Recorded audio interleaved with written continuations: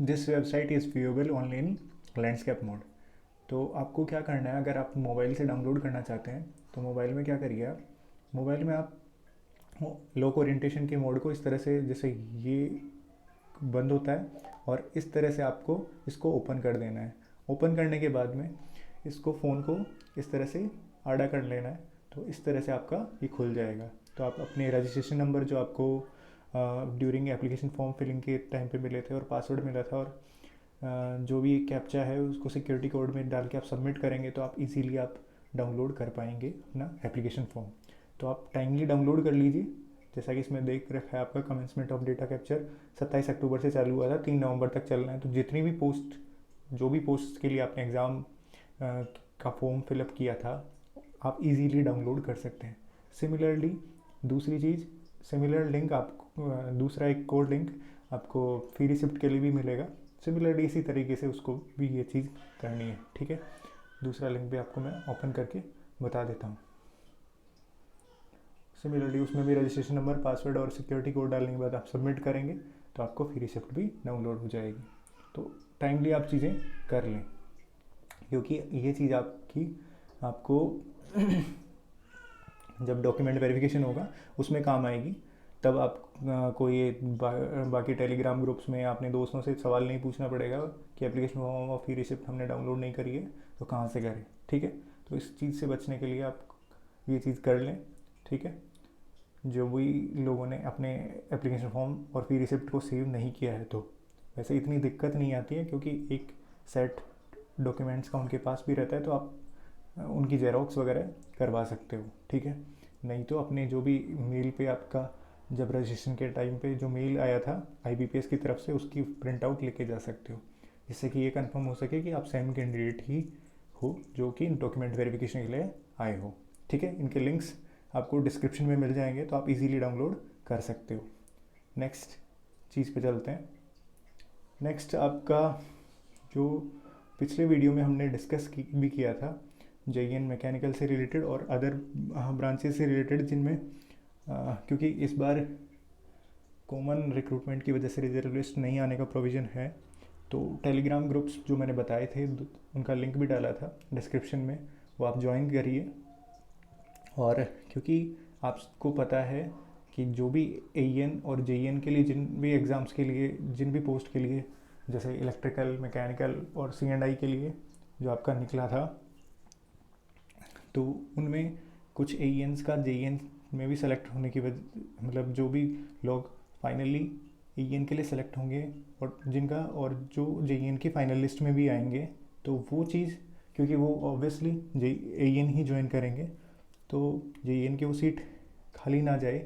Next जो भी eligible candidates है अकॉर्डिंग टू मार्क्स वो उनको मिल सके, क्योंकि आप सब जानते हैं अभी कोविड-19 का जो पैंडेमिक में एम्प्लॉयमेंट उतना जनरेट हुआ नहीं है, और काफ़ी लोग जो काफ़ी टाइम से तैयारी कर रहे हैं उन लोगों को पता होगा कि कितना ज़रूरी है उनके लिए जॉब लेना, और जिनके लिए काफ़ी लोगों का अदर PSUs में या अदर जो भी अपॉर्चुनिटीज़ हैं उनमें भी सिलेक्शन हो रखा होगा, तो उनके लिए तो इतना इशू नहीं है। लेकिन जिन लोगों के लिए RVNL लास्ट होप है, तो उन लोगों को अगर वो जॉब मिल पाती है तो ये बहुत अच्छी चीज़ रहेगी। इसलिए ज़्यादा से ज़्यादा लोग इस कैंपेन में जुड़िए। काफ़ी लोग असेंबल होकर हायर अथॉरिटीज़ से बात करने के लिए भी जा रहे हैं। तो अपनी जो भी रीजंस हैं, क्योंकि ऑब्वियसली आपको पता है आपने इतनी मेहनत करी है, कोई भी पर्टिकुलर ब्रांच से हूँ या कोई भी पर्टिकुलर पोस्ट के लिए आपने अच्छे से एग्ज़ाम दिया है और अच्छे मार्क्स लाए हैं, तभी आप DV के लिए सेलेक्ट हुए हैं। तो अगर आपका फाइनल सिलेक्शन नहीं होता है इन सब रीजंस की वजह से, तो ये अच्छा नहीं होगा, क्योंकि वो आपके साथ, आपकी प्रिपरेशन के साथ आप वो जस्टिस नहीं हो पाएगा। इसलिए जितनी ज़्यादा लोग क्वांटिटी में लोग जाएंगे, हायर ऑफिशियल से मिलेंगे और अपनी जो भी रीजंस हैं कि आप रिजर्व लिस्ट का प्रोविज़न रखिए या एक्सटेंडेड लिस्ट आप रख सकते हैं, कि जो भी लोग अदर PSUs में ज्वाइन कर लेते हैं, या तब नेक्स्ट जो भी एलिजिबल कैंडिडेट्स हैं on the basis of marks, उनको जो पोस्ट है वो मिल पाए, तो ये काफ़ी लोगों के लिए अच्छा रहेगा। क्योंकि आपको पता है AEN की वजह से 5 से 6 लगभग हर ब्रांच में ऐसा सीट ब्लॉकेज रहेगा। ओके, हर ब्रांच के लिए लगभग जैसे C&I के लिए भी सेम सिचुएशन है, आपका इलेक्ट्रिकल और मैकेनिकल के लिए भी सेम सिचुएशन रहेगा। तो वो चीज़ इजीली हो पाए इसलिए ये प्रोविज़न देना चाहिए RVNL को। तो आप उस चीज़ के लिए आवाज़ उठाइए, क्योंकि ऑब्वियसली आपके मार्क्स अच्छे आए हैं तो आपको वो चीज़ अवेलेबल हो सके, क्योंकि नेक्स्ट रिक्रूटमेंट कब आए, क्योंकि उनका भी पर्पज़ यही है कि नेक्स्ट रिक्रूटमेंट में ज़्यादा वैकेंसीज़ रखी जाएँ। तो तभी उन्होंने AEN का फाइनल रिज़ल्ट नहीं डिक्लेयर किया था।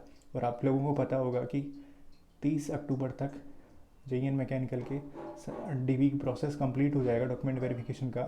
तो जैसा कि लास्ट वीडियो में मैंने बताया भी था कि 15 नवंबर को आपका फाइनल जो भी रिज़ल्ट्स हैं सभी ब्रांचेज़ के लिए और सभी पोस्ट के लिए लगभग आ जाएंगे। तो हो सकता है कि ये ख़त्म होने के बाद में थोड़े टाइम में आपका फाइनल रिज़ल्ट आ जाए।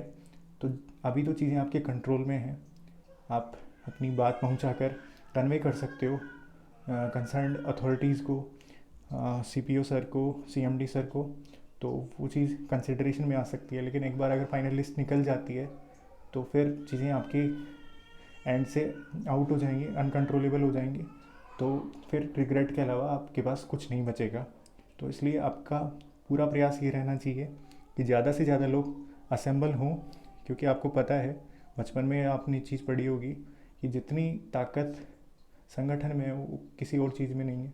तो यूनिटी इज स्ट्रेंथ के बेसिस पे आप जितने लोग असेंबल हो पाएँ वो जाकर मिलिए, अपना इशू रेज़ करिए उनके सामने। ऑब्वियसली वो भी इस इशू को समझेंगे, या जो भी उनका पर्सपेक्टिव होगा कि नेक्स्ट रिक्रूटमेंट के लिए उनको ज़्यादा वैकेंसी रखनी है या जो भी है वो चीज़, वो उस हिसाब से कोई डिसीजंस लेंगे। लेकिन आप अगर ज़्यादा संख्या में होंगे तो वो चीज़ ज़रूर कंसिडर होगी। काफ़ी लोगों ने इस रिगार्डिंग हायर अथॉरिटीज़ को मेल भी किया था, तो उससे भी एक इम्पैक्ट पड़ा है। और आप लोग जब फेस टू फेस उनसे बात करेंगे, अपनी जो भी प्रॉब्लम्स है उसको कन्वे करेंगे, तो ऑब्वियसली वो भी उस चीज़ को समझेंगे।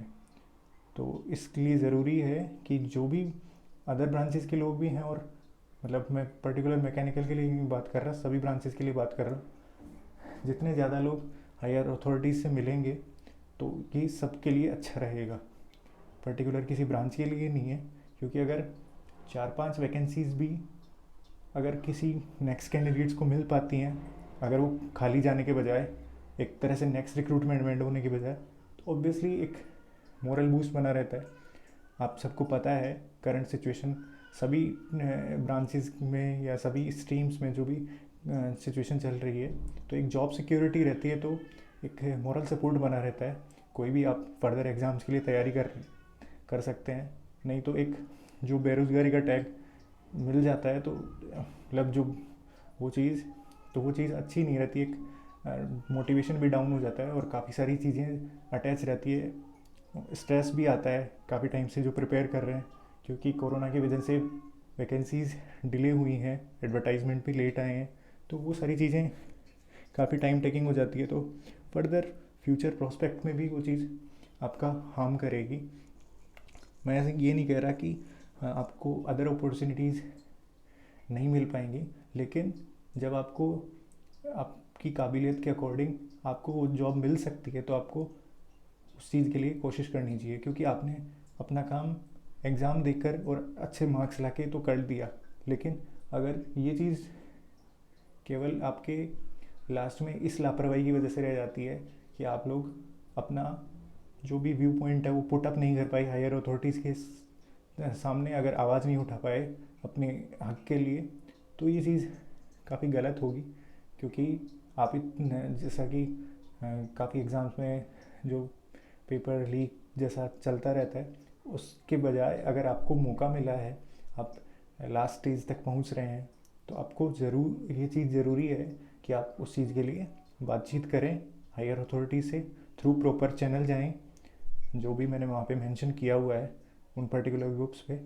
तो उन ग्रुप्स पे आपको DV रिलेटेड जो भी आपकी क्वेरीज़ हैं वो भी आपकी सॉल्व हो जाएगी, और भी आपका जो ये मैटर है वो भी सॉर्ट आउट होने में हेल्प हो पाएगी। तो ज़्यादा से ज़्यादा लोग जुड़िए, हायर अथॉरिटीज़ से मिलिए, जिससे कि ये प्रॉब्लम सॉर्ट आउट हो पाए। तो आई होप आपको ये इन्फॉर्मेशन अच्छी लगी होगी, जो भी मैंने इन्फॉर्मेशन आपको कन्वे करी है। तो जो भी ये चीज़ एप्लीकेशन फॉर्म वाली है, ये आप लास्ट डेट का वेट ना करते हुए टाइमली डाउनलोड कर लें। मैंने प्रोसेस बता दिया है, इस तरह से आपको चीज़ें करनी है, ठीक है। सिमिलरली जो आपका जूनियर असिस्टेंट का मैंने वीडियो के लिए बोला था, जो भी अभी तक के पेपर हुए हैं, वो चीज़ भी आपकी थोड़े टाइम में आ जाएगी। सिमिलरली जेईएन इलेक्ट्रिकल के लिए भी काफ़ी लोगों ने बोला था कि जो भी अब तक के पेपर हुए हैं उसके हिसाब से क्या पेपर आ सकता है, क्योंकि एग्ज़ाम डेट्स थोड़े टाइम में आ जाएंगी। आप पेशेंस रखिए, अपनी प्रिपरेशन पे फोकस रखिए, क्योंकि थोड़े टाइम में डेट्स तो आने वाली हैं। जो लेटेस्ट अपडेट मुझे मिला था, मैंने लास्ट वीडियो के कमेंट में पिन भी किया था उस चीज़ को, कि जो भी लेटेस्ट अपडेट मिला था कि उसी अंडर प्रोसेस है वो चीज़, और थोड़े टाइम में डेट्स डिक्लेयर हो जाएंगे। तो डेट्स डिक्लेयर होने के बाद में आपको जो भी टाइम मिलता है उसमें आप अच्छे से तैयारी करिए, अपने मॉक टेस्ट वगैरह दीजिए। तो इससे आपकी प्रिपरेशन को बूस्ट मिलेगा। जो अब तक आपने मेहनत करी है उसको बर्बाद मत होने दीजिए, अपना ध्यान लगा कर रखिए, क्योंकि रिक्रूटमेंट तो होगा, और जो पोस्ट रिडक्शन हुआ था उसके अलावा और कोई पोस्ट रिडक्शन नहीं होने वाला है, ठीक है। तो अपनी प्रिपरेशन पे फोकस रखिए और अच्छे से पेपर दीजिए। तो वीडियो को पूरा पूरा देखने के लिए धन्यवाद। और अगर आपकी इसके बाद भी कोई क्वेरीज रहती है और भी आपको चीज़ें पूछनी है तो आप कमेंट सेक्शन में बेझिझक पूछ सकते हैं। और अगर चैनल को आपने सब्सक्राइब नहीं किया है तो सब्सक्राइब करिए, जिससे कि आपको ऐसे ही क्वालिटी वीडियोस मिलते रहें टाइम टू टाइम, और भी नई नई अपडेट्स आपको टाइमली मिलती रहे। तो चैनल सब्सक्राइब करिए और बेल आइकन को भी दबाइए, जिससे आपको उनकी अपडेट्स की नोटिफिकेशन आपको मिलती रहे। धन्यवाद।